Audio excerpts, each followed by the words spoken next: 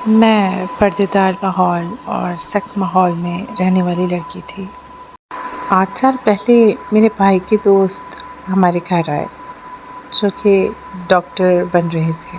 وہ میرے گھر والوں سے کافی دیر تک گپ شپ کرتے رہے اور میرے گھر والوں نے کافی خدمت کی ان کی۔ ہمارے گھر میں نامحرم کے سامنے پردہ کرتے ہیں تو اس لیے میں ان کے سامنے نہ آ سکی۔ صبح جب وہ ہمارے گھر سے واپس جا رہے تھے تب میں نے اتفاق سے ان کو دیکھ لیا، لیکن وہ مجھے نہ دیکھ پائے۔ ان کے جانے کے بعد کافی دیر تک میں انہیں سوچتی رہی اور انہیں دل ہی دل میں پسند کرنے لگی۔ یہ بات میرے گھر والوں کو کسی کو بھی پتہ نہ تھی۔ خیر 5 سال کا عرصہ گزر گیا اور وہ ڈاکٹر بن گئے۔ پھر پتہ چلا کہ ان کی فیملی ان کے لیے رشتے تلاش کر رہی تھی، یہاں سے میری فیملی بھی میرے لیے رشتے تلاش کر رہی تھی۔ پھر ان کو کسی نے بتایا کہ فراز صاحب کی بیٹی بھی بہت خوبصورت ہے، آپ وہاں بات کیوں نہیں کرتے؟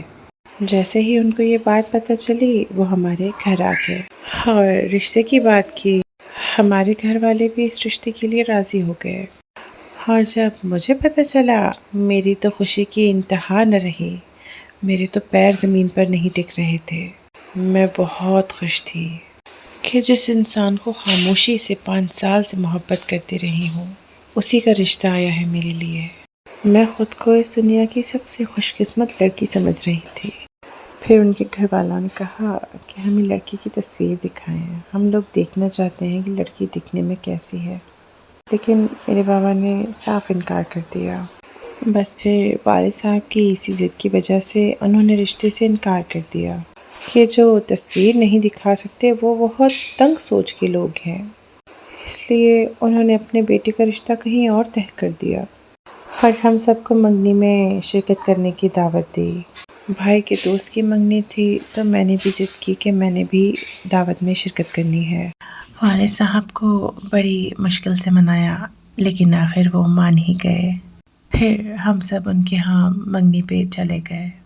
جب ان کی فیملی نے پہلی بار مجھے دیکھا تو وہ سب دنگ رہ گئے کہ اتنی خوبصورت لڑکی کو ہم نے کھو دیا، اور جلد بازی میں منگنی کر بیٹھے بیٹے کی۔ پھر تھوڑی دیر بعد ڈاکٹر صاحب سے بھی میری ملاقات ہوئی، وہ دیکھ کے حیران رہ گئے اور سب نے وہاں بہت تعریفیں کی میری والدہ کے سامنے۔ بہت مشکل سے میں اپنی پسند کو کسی اور کا ہوتا ہوا دیکھ رہی تھی۔ خیر منگنی ہو گئی، پھر ان کی فیملی نے ہمیں کچھ وقت رکنے کا کہا اور پھر ہم وہاں رک گئے اور میری زندگی کا خوبصورت وقت وہاں گزرا۔ موقع دیکھتے ہی ڈاکٹر صاحب نے میرا فون نمبر مانگ لیا اور میں نے بھی دے دیا۔ گھر واپسی ہوئی تو ان کا میسج آ گیا کہ آپ بہت حسین ہو، کاش کہ میں پہلے دیکھ لیتا آپ کو تو آج یہ منگنی نہ ہوتی میری۔ پھر وہ بولے کہ کوئی بات نہیں، یہ صرف ایک منگنی ہے اور منگنی ٹوٹ بھی سکتی ہے، میں شادی کروں گا تو صرف آپ سے ورنہ کسی سے نہیں۔ میں بے وقوف لڑکی بھی سمجھ بیٹھی اور ہماری بات ہونے لگی۔ اس انسان نے کس طرح مجھے شیشے میں اتارا مجھے پتہ ہی نہ چلا۔ ہم 1 سال تک بات کرتے رہے اور روز کہتے تھے تم جیسا حسین نہیں دیکھا، روز میری تعریفیں کرتے، روز جھوٹ بولتے کہ جب سے تمہیں دیکھا ہے اپنی منگیتر سے بات نہیں کرتا، اور میں یہ بات سچ سمجھ لیتی تھی۔ ایک دن میرے بھائی نے میرے میسیجز دیکھ لیے تھے، اس کو شدید غصہ آیا، میرے گھر میں تو جیسے قیامت چھا گئی، مجھے بہت مارا گھر والوں نے اور میں بہت پریشان ہوئی، بہت تکلیف میں آئی، مجھ سے فون تک چھین لیا گیا۔ جب میرے بھائی اور والد صاحب نے اس سے بات کی تو وہ اپنی باتوں اور قسموں سے مکر گیا اور بہت بڑا جھوٹ بولا کہ آپ کی بیٹی ہی ٹھیک نہیں ہے، مجھ سے غلط تعلق رکھتی رہی ہے، میرے پیچھے پڑی رہی۔ اس انسان نے مجھے میرے گھر والوں کے سامنے کہیں کا نہ چھوڑا، آج تک میرا میرے گھر والوں سے سامنا نہیں ہو پاتا۔